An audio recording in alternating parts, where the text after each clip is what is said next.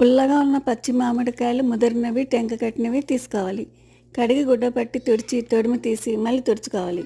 కాయను ముక్కలుగా కట్ చేసుకోవాలి. సీడ్ తీసివేయాలి. ఈ ముక్కలు గిన్నెతో కలుచుకోవాలి. 4 గిన్నెల ముక్కలకి 1 గిన్నె కారం, 1 గిన్నె సాల్ట్ మిక్సీ పట్టాలి. 1 గిన్నె ఆవాలు మిక్సీ పట్టి జల్లించాలి. 2 స్పూన్లు మెంతులు తీసుకోవాలి.